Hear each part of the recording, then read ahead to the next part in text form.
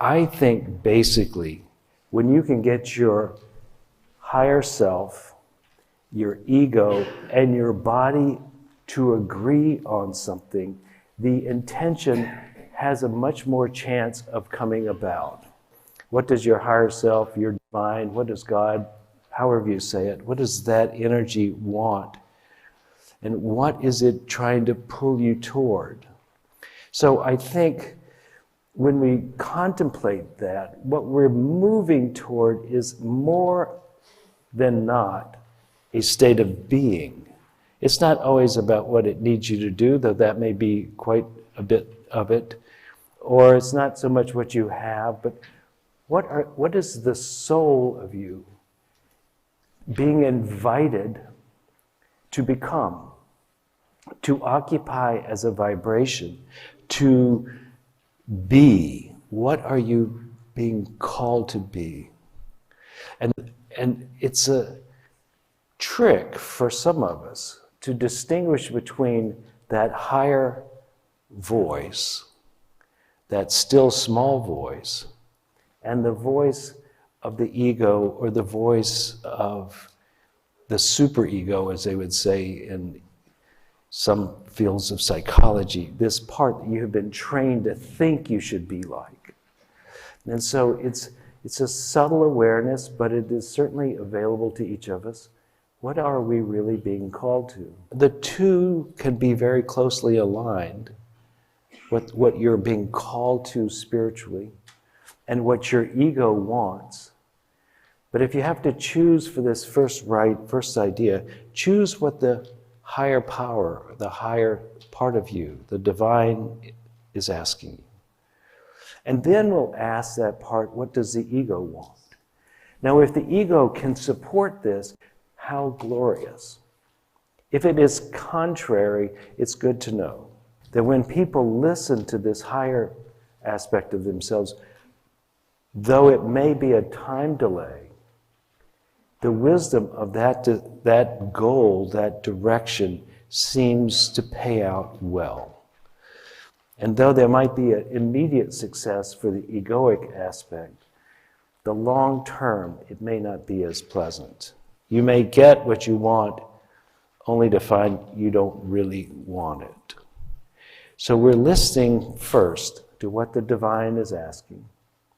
And then we're asking the ego, do you agree? Can you get on board? Can this seem like an exciting, fun thing to do? All that I have read about achieving your goals lately has said if it's not intrinsically fun for you or rewarding in some way, the odds of you achieving it are minuscule. But if you can make the actions that you need to take to get there pleasurable in themselves, then you're much more likely to achieve it. So go with yourself, not against yourself in this process, to the best of your ability. Align the parts of you to get there. That's also why I included the question about, what does your body want? What does your body want? Does it want to sit still? Does it want to move? Does it want you to stretch? I was thinking of this whole idea of stretching. So the body could want to stretch. The ego might want to look like a yoga teacher. And the spirit may want you to expand your ability to be sensitive to the world about you, softer in your touch, more flexible in your responses. And all three of these areas would be supportive of each other. Let's see if we can get those two aligned. And you'll have to do it by inquiry, asking of yourself. Now, which part of you is asking is a really good question, but let's just assume that this is going to work anyway without knowing that answer. You ask your divine, what am I being pulled toward? You ask your ego, what is it you want? You ask your body, what does it want? And see if you can find harmony. Now, once you begin to get to that point where it's harmonious, then we're going to write that down. You're going to write that down. what is the totality of your intention for the year? Where do you really want to go with this? That's what you want on that little blue sheet of paper. And that's what you keep. That part which is about where you're going as a human being. Setting this is to realize that if you write this down and you make this real and big enough for you, your brain loves that challenge and it will invite you to move into action because it just loves the process of achieving. And so don't be afraid to put something down that sounds outrageously big or challenging. Your mind likes that sort of thing. By the same token, what you focus on is where you're headed. So if you're focusing on what's not working in this process, then that's where your attention and your energy will go. So then it's really important to focus toward the goal, to move by paying attention to that, not attention to what's difficult. And by like manner, then you don't want to be resisting what's in your field. We're only inviting ourselves to do what we really want to do. I don't think this works when you're working against yourself. So don't lie to yourself. Don't try to be somebody that you don't really want to be.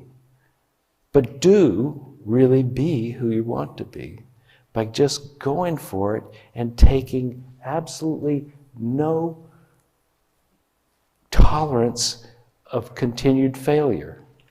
We're all going to fail on the way there, but we don't stop. We continue. And so if you don't feel like you're really getting anywhere, there's a really good chance you are getting somewhere. It just doesn't show up yet. So hang in there. Don't give up. Progress is assured if you put your heart into it. Let us be the person we want to be. So let's utilize whatever this is to allow ourselves to have an ever-expanding experience and to realize that we have been born children of the Most High, and with that comes enormous power and creativity. And if we use it persistently with courage and optimism, there's nothing that can keep us from that ultimate experience, our ultimate spiritual goal. I hope you got something out of today's service. We intend to bring you things that will help you in your life become more of who you want to be, give you the freedom of forgiveness and the hope of expectancy that your life will unfold in a way that brings you joy, happiness, and is a contribution to the world. If you would like to contribute to this ministry, please go to unitytriangle.org, hit the donate button, and it will lead you into an easy way of doing that. We thank you for your attention and look forward to seeing you again here.